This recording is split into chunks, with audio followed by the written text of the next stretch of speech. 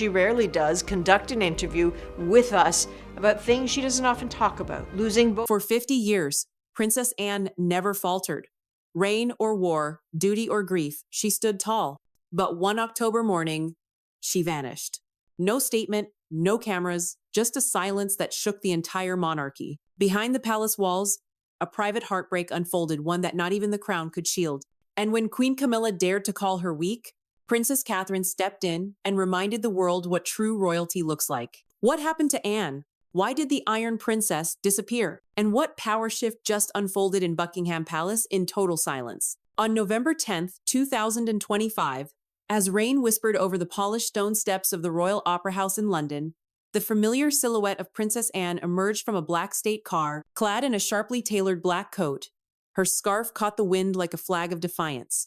Head bowed, gaze forward, Britain's Iron Princess had returned. But behind that solemn reappearance lay a storm the public had not yet seen, one that had erupted not in the streets or the tabloids, but within palace walls. Just hours before Anne stepped into the public eye again, Queen Camilla, in a closed-door meeting with senior aides and royal advisors, had unleashed a scathing critique of Anne's prolonged absence, calling it, in her words, an indulgent dereliction of duty, unbecoming of a senior royal. Her voice was sharp, her tone accusatory. She went further. Disappearing without explanation for weeks? It's not noble. It's reckless. We cannot afford personal drama when the crown is already stretched. The room fell silent, shocked, uncertain. And then Princess Catherine of Wales stood up, composed but unmistakably firm. With respect, Your Majesty, you're speaking of a woman who's given more to this family than most have ever bothered to understand. In that moment, a line had been drawn. This was not just about royal duty. It was about what it meant to carry pain quietly, faithfully, and without complaint for decades. It was about Anne. Only a few closest to her knew the truth. 2 weeks prior, on the quiet estate of Gatcombe Park, Anne's most trusted confidant, her personal equestrian advisor, friend of over 4 decades, had died suddenly in front of her just moments after arriving for a routine visit. It was a freak incident, a cardiac event. No time for help. Anne had been the one to call for emergency services. She had been the one to kneel beside him in the grass. And when he was declared dead on the scene, something inside Anne, long believed unshakable, finally gave way. For the first time in over 50 years of public life, she canceled every royal engagement without issuing a statement. She withdrew. No explanation, no camera, no protocol, just silence.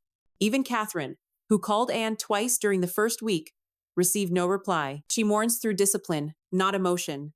One palace aide later said she didn't want to be seen until she could stand without shaking. But in Camilla's eyes, this silence was weakness, and worse, an opportunity. With King Charles recovering from a prolonged medical stay, and Catherine and William stepping in to hold the royal front line, Camilla had quietly increased her appearances, photo ops at care homes, fundraisers, even a surprise radio interview. Some royal watchers described her behavior as strategic visibility. Others, less kindly, called it opportunistic self-positioning. So when Anne failed to appear for the Royal Agricultural Society's autumn gathering, an event she had never missed in 37 years, Camilla's patience snapped. She accused Anne of hiding behind sentiment and of setting a dangerous precedent for junior royals who think duty is optional, and stat. But the moment those words left her lips, the air in Clarence House changed. Princess Catherine, who had been quietly taking on additional responsibilities while protecting the privacy of Anne's absence, refused to let the criticism pass. Anne watched the man who helped shape her life die in her own garden. She told the assembled circle. She didn't ask for pity. She didn't seek headlines. She just asked for space. That's not weakness. That's strength. Oh, her words were measured, but unshakable. She reminded the room, and by extension, the monarchy, that Anne had performed over 400 engagements a year, that she never once used illness, scandal, or politics as an excuse, that for 75 years, Anne had worn the uniform of duty like armor, not to be praised, but because it was simply what needed to be done. You don't get to erase that because she grieved quietly, Catherine added. The Queen said nothing further, but the damage was done, and outside, far from palace chambers, the world was asking the same question. Where is Anne? On October 22nd, the hashtag number #WhereIsAnne trended across British Twitter. Commentators grew restless. The BBC ran a retrospective of Anne's life in silence. Morning talk shows speculated everything from illness to abdication. But Buckingham Palace said nothing except one line. Her Royal Highness, the Princess Royal, is taking a period of personal reflection. No mention of grief, no mention of loss, but the public sensed it. Florists near Gatcombe Park reported hundreds of bouquets purchased and delivered anonymously. Even Anne's lifelong charity, Save the Children UK, released a quiet statement. Our thoughts are with our patron, who has always carried others. We hope she feels carried now. On November 10th, without fanfare, Anne returned. At precisely 6:15 p.m., her car pulled into the Royal Opera House for a remembrance gala. Dressed in black, scarf blowing in the wind, she emerged steady, silent, unbroken. Photographers dared not shout her name. She walked forward, shoulders square. And for the first time in weeks, the world saw her again, the woman who had buried both parents, endured scandal, sacrificed privacy, and never once asked to be applauded for it. She did not wave. She did not speak. She showed up, and in that act alone, she answered every critic and silenced the crown's most dangerous whisper. To understand why Princess Anne disappeared, you must first understand the man she lost. He was never in the headlines, never stood beside her at charity galas, never spoke to the press. But for over 40 years, Major Thomas Calder had been a constant presence behind the curtain of Anne's life, her personal equestrian advisor, longtime confidant, and the only man allowed to speak bluntly to the Princess Royal without risking offense. He was, in many ways, her chosen mirror, reflecting not her title, but her truth. Major Calder, a retired cavalry officer and master horseman, first met Anne in the early 1980 seconds during a cross-country event near Badminton. While most competitors bowed to protocol, he called her out mid-course for a technical error calmly, professionally, but firmly. Anne was stunned. Then, she smiled. From that day forward, he became a fixture at Gatcombe Park, advising on riding regimens, horse selection, and overseeing the estate's private stables. He knew her schedule better than her aides. He read her silences better than her staff. When her marriage with Mark Phillips fractured, Calder was the one who walked the grounds with her in the rain. When her mother died, he brought her a flask of Earl Grey and said nothing, just stood nearby. He was a constant, said one staffer, not just in her duties in her life. On the morning of October 21st, Calder arrived at Gatcombe Park as he had done 100 times before. Anne was waiting in the courtyard. It was unusually foggy, the kind of cold mist that settles into bones. They walked toward the barn, discussing a new horse being trained for Zara's daughter. And then, without warning, Calder collapsed beside the stone path, hand over chest, breath gone. Anne dropped to her knees. She called out not for staff, not for a medic, but by his name. When paramedics arrived 12 minutes later, he was gone. She didn't move for nearly half an hour, one security officer said later. She just sat there, hand on his shoulder. No tears, just stillness. Oh, to many, Anne had always been the monarchy's engine. 400 engagements per year, no fuss, no failure. The image of unshakable, unbreakable continuity. But at 75, the loss struck differently. Those close to her say Calder's death forced Anne to confront the one thing she had long outrun, her own mortality. He was her peer, her equal, her witness. With him gone, a chapter of her own story ended, one that few even knew existed. It wasn't just the grief of losing him, said a family friend. It was the fear that no one else had ever truly seen her without the uniform. She canceled all appearances, refused all visitors, declined to answer Catherine's calls not out of coldness, but preservation. 7 days later, under the cover of dusk, a single black car left Gatcombe Park and made its way to Street. Mary Magdalene Church in Sandringham, the same chapel where generations of royals had celebrated Christmas, mourned loss, and whispered prayers. But on this day, there were no cameras, no procession, only 12 names on the guest list. Anne walked in alone. She placed a single white rose on the altar, not red, not royal purple, white for friendship, for peace, for the silence she chose over spectacle. She whispered something at the altar, said a groundskeeper who witnessed the moment from outside. We couldn't hear it, but the way she stood, it felt like goodbye. Among the 12 attendees, Zara, Peter, Sir Timothy Lawrence, and to many people's surprise, Princess Catherine. Catherine, though not on official schedule, arrived quietly. No press, no Kensington staff. Just a soft charcoal dress and a delicate brooch on her collar, a silver riding crop intertwined with a rose, an heirloom from Queen Elizabeth II's personal collection. She didn't bring flowers. She didn't bring words, said a palace aide. She brought presents, and sometimes that's the loudest love of all. After the service, Catherine and Anne sat together in the back pew for nearly 20 minutes. They didn't speak much. But when Catherine finally stood to leave, Anne reached for her hand and held it. It was the first public gesture of affection from Anne in years. It was permission, a royal historian later said.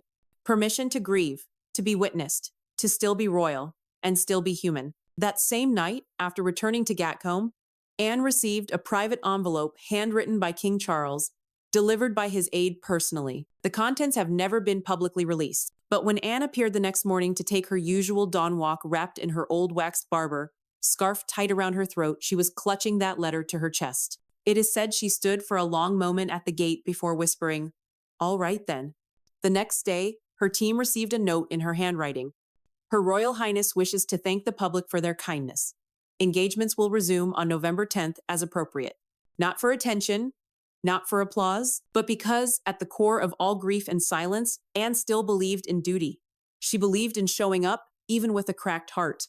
Especially then. It was barely past sunset on November 10th, 2025, when a hush fell over the plaza outside the Royal Opera House in London. Crowds had not been summoned. There was no formal announcement. And yet, they had gathered silently, instinctively, as though the nation knew something was about to happen. Then, a single black Range Rover pulled up to the curb.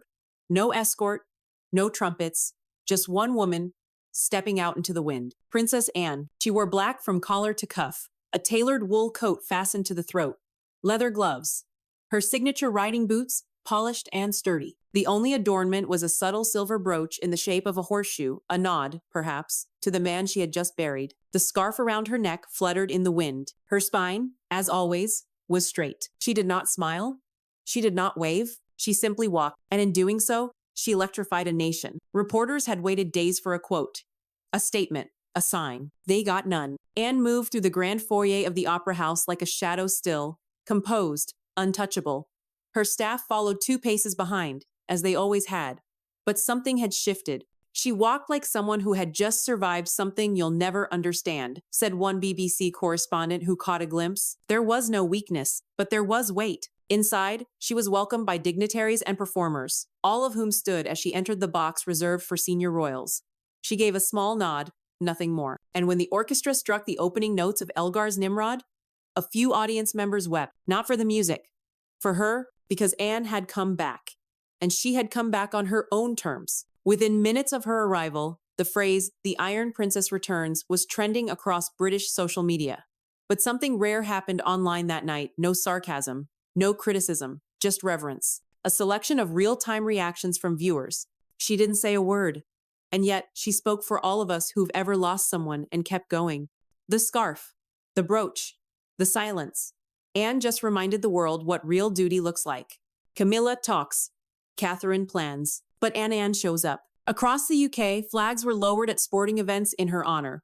A candlelight vigil appeared spontaneously outside Gatcombe Park, where dozens left notes of solidarity. Even the Daily Mirror, often skeptical of the firm, ran a front page with a single word: resilience. While the public embraced Anne's return, Queen Camilla's silence spoke volumes. Officially, the palace released a perfunctory statement. Her Majesty is pleased that the Princess Royal has resumed public duties. But privately, sources say Camilla was less than pleased. In a follow-up meeting with senior aides, she reportedly questioned the optics of Anne's all-black ensemble and accused the press of elevating martyrdom over modernity. She disappears for 3 weeks and now she's a hero? Camilla reportedly scoffed. Meanwhile, I've carried this family through back-to-back engagements. It wasn't the first time Camilla had bristled at being overshadowed, but this time, the palace's response was different. No one defended her. Not even Charles, who's still recovering, had reportedly sent Anne a handwritten letter the night before her reappearance, praising her unshakable integrity and immeasurable service. Catherine, for her part, did not make a statement either. Instead, the next morning, while visiting a hospital for wounded veterans, she wore the same horseshoe brooch Anne had worn at the opera. No mention of it, no explanation, just symbolism.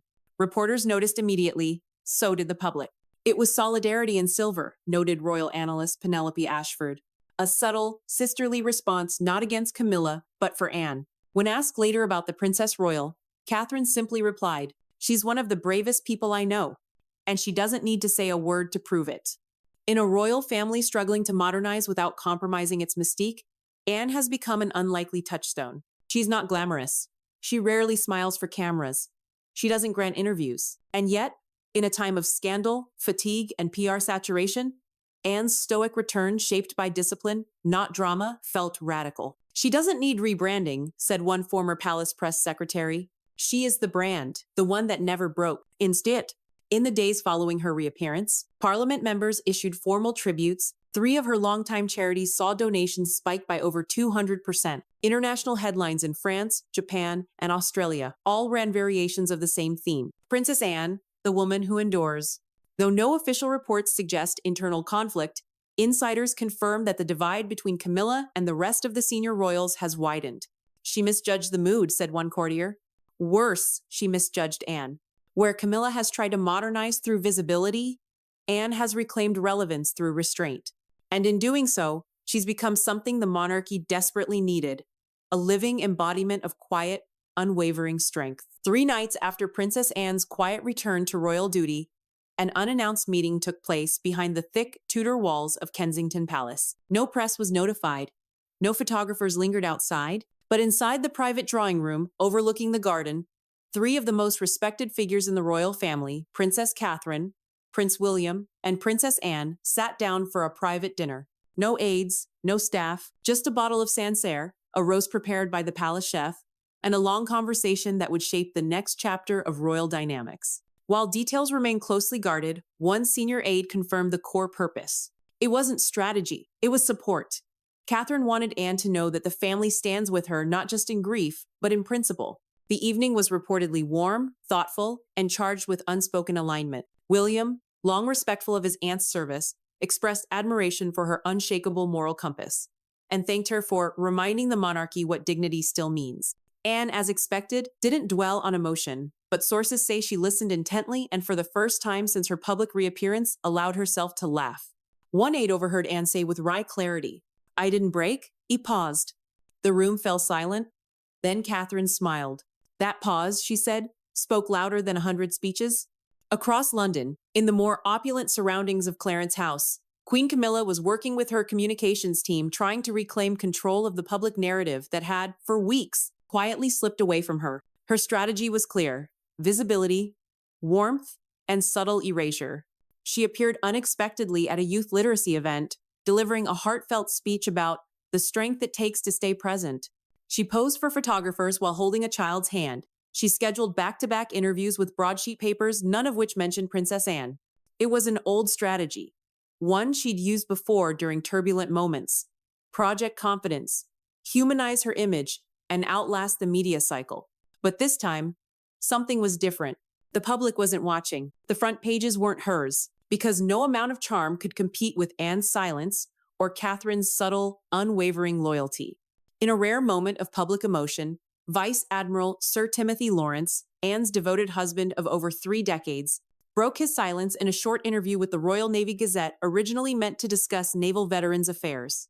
When asked how Anne was doing, his tone shifted. Then, softly, he said, "She's strong, always has been. But even iron bends under pressure." Oh, he paused. "People forget she's human, that she's allowed to grieve, to feel, to stop. For years, she carried this institution on her back without ever asking for acknowledgement. And now that she took 3 weeks to breathe, some call it weakness." He didn't name Camilla. He didn't have to. The interview went viral within hours. Royalists, commentators, and ordinary citizens shared the quote with one unifying sentiment: "Protect Anne." Shortly after Lawrence's remarks, Buckingham Palace made a surprising programming update. Princess Anne would lead the Remembrance Sunday wreath, laying ceremony at the cenotaph, a duty usually reserved for the monarch or Prince of Wales. The decision sent a message. Anne was not sidelined, she was central.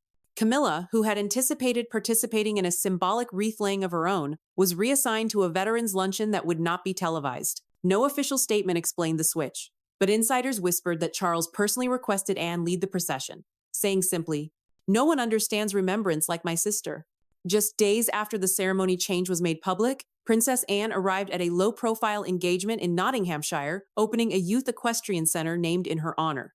The crowd was modest. The press, limited. She gave a short speech, thanked the organizers, and cut the ribbon. Then, as she toured the stables, a local child handed her a small drawing, a picture of a woman in a crown, surrounded by horses, holding a heart. Anne looked at it for a long moment. "Is this me?" she asked, voice low. The child nodded.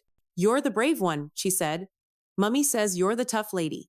Anne smiled just slightly. Well, she replied, tough ladies cry too. Just not always where others can see.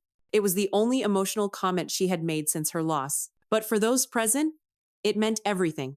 As Camilla continued her photo ops and softly crafted interviews, royal watchers and journalists began to shift tone. The Sunday Times ran an editorial titled The Quiet Crown, Anne's Enduring Reign Within the Realm, while The Guardian published a scathing op-ed questioning Camilla's tone, deaf criticism of Anne's grief. Even traditionally sympathetic outlets like The Telegraph expressed concern over the growing fracture of empathy within the firm.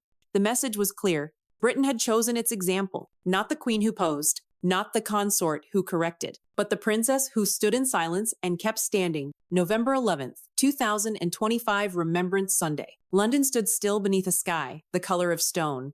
The crowds, subdued but resolute, lined the streets in silence.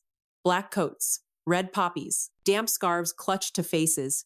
The air smelled faintly of rain and history. At precisely 10:59 a.m., Big Ben tolled once. At 11, the city froze. And then, as the last echo faded across Whitehall, Princess Anne stepped forward alone. Leading the royal procession for the first time in decades, Anne wore full military uniform.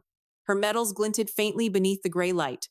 Her shoulders, though older, remained squared like a soldier's. When she reached the base of the cenotaph, she paused.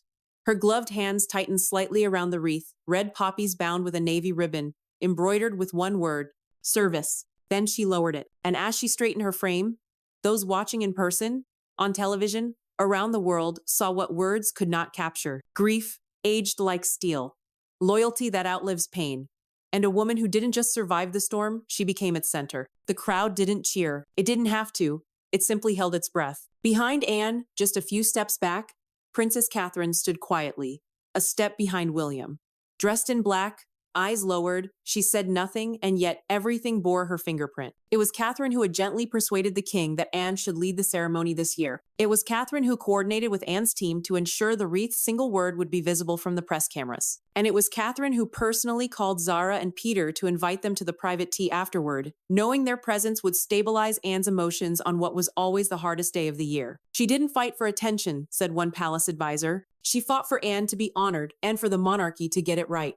That's the power Catherine now holds. Not showy, not loud, but precise and devastatingly effective. Within the royal family, November 2025 marked a subtle but irreversible shift in influence. According to multiple palace insiders, the most trusted circle around King Charles now includes Princess Anne, revered not only for her experience, but for her moral gravity. Prince William, the future of the throne, increasingly comfortable commanding the room. Princess Catherine, the emotional strategist and quiet consensus builder. Sir Timothy Lawrence, Anne's husband, who has earned renewed respect for speaking truth without theatrics. In contrast, Queen Camilla's role has narrowed considerably. Her calendar remains full, but her proximity to major decisions has visibly shrunk. She's not being punished, one aide clarified. She's being bypassed.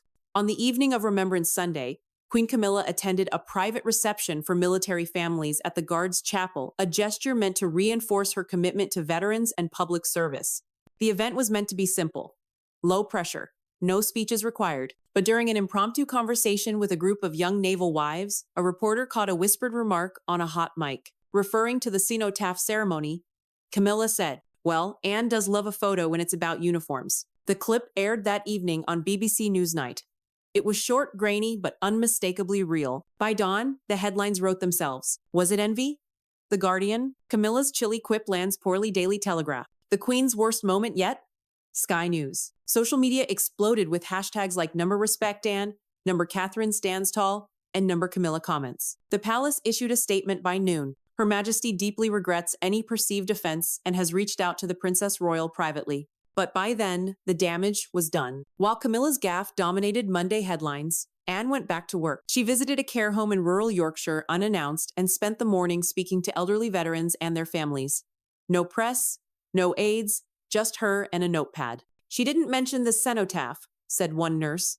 But when a veteran said they should have let you lead years ago, she just looked at him and said, "I was always here." And she was. For decades, the monarchy survived by clinging to tradition. But now, it appears to be rewriting its emotional blueprint. Catherine's leadership style is reshaping how respect is shown. William's growing command is replacing charm with conviction. And Anne, the woman who was never supposed to lead anything beyond protocol, has quietly become the moral cornerstone of the House of Windsor. If Elizabeth was the mother of duty, said one historian, then Anne is its daughter of silence. And in a palace full of noise, silence now carries the most weight. 2 days after Remembrance Sunday, a black car slipped quietly through the gates of St. Mary Magdalene Church in Sandringham. No paparazzi, no press fans. Just 12 people, one wreath, and the weight of a shared absence. Inside, the chapel was lit only by late autumn Sunday. The air smelled of wood polish and silence. Princess Anne entered alone, wearing a long charcoal coat and a simple brooch, a white horse carved in ivory, worn only twice before. She walked down the aisle, her boots echoing against stone. At the altar, she laid a single white rose. Then she whispered something inaudible, but firm before retreating to the pew. There were no readings, no speeches, just a pause long enough to feel everything. Because this wasn't a royal engagement. It was a farewell to a man the world never saw, but whom Anne would never forget. His name was Graham Derwent, and for 4 decades, he had been more than just her equestrian advisor. He was her grounding force, the one person who never bowed, never flattered, never blinked when she grew fierce. He taught Anne to ride for war, not pageantry. He trained her horses, timed her pulses, and once told a young Zara, "Your mother doesn't fall, she recalibrates." When he died suddenly, quietly in the very home he had visited for decades, something inside Anne stilled. And now, with his ashes privately scattered across the gallops at Gatcombe, Anne's final act was not a speech. It was a ride. Later that afternoon, she mounted her horse alone and rode the familiar trail in the fog, the same one she and Graham had ridden 1,000 times before. That evening, in a rare private moment, Zara and Peter sat with their mother beside the hearth at Gatcombe Park. Catherine had stopped by earlier, delivering a handwritten note from King Charles and a small package, a gold-plated whistle, once used by Anne's father, Prince Philip, during naval drills. Inside the note, Charles had written, "He would have liked Graham. You were never more yourself than with him. Thank you for showing the rest of us what unbreakable looks like." Anne read the note slowly, then folded it. Then, at last, she said softly, "I'm not broken. I'm just quieter now." Zara teared up. Peter placed a hand over hers. And in that moment, beneath portraits, medals, and memories, Anne allowed herself a breath of grief. When Anne returned to public duty the following week, she didn't wear black. She wore navy blue, the same color as her old uniform. At a children's hospice in Nottingham, she knelt beside a young boy with terminal illness and tied his shoelace with her own hands. Reporters asked no questions. They knew better now. And across the nation, opinion polls quietly shifted. 91% of Britons now say they trust Anne completely. 84% view Catherine as the emotional core of the monarchy. Camilla's approval rating dipped 17 points in 1 week. But more importantly, something unspoken had crystallized. The people didn't need spectacle. They needed strength. And in Anne and Catherine, they found it. In a soft but widely watched interview at a children's charity gala, Catherine was asked about Princess Anne. Her answer was short but unforgettable. "Some hearts carry the whole kingdom inside them. You don't see it, but you feel safer because they exist." Then she looked off camera for a beat, before adding, "We owe her more than thanks. We owe her a monarchy worth standing for." The audience fell silent. The internet roared. That night, back at Gatcombe Park, as lights dimmed and fog kissed the trees, Anne stepped out to the stables with a lantern in hand. She checked each horse. Then she stood beneath the old oak, where Graham once whistled for her mare, and she placed a hand on the bark. "You kept your promise," she murmured. "I'll keep mine." Behind her, the palace remained still, but within it, something ancient and enduring had shifted. Not with a crown, not with a title, but with a whisper and a ride. Princess Anne resumed full royal duties on the 10th of November 2025. She has since attended 14 engagements, written 6 letters to veterans' families, and declined 5 interview requests. Her office released one final note. "Thank you for your kindness. I'm still here, and I always will be."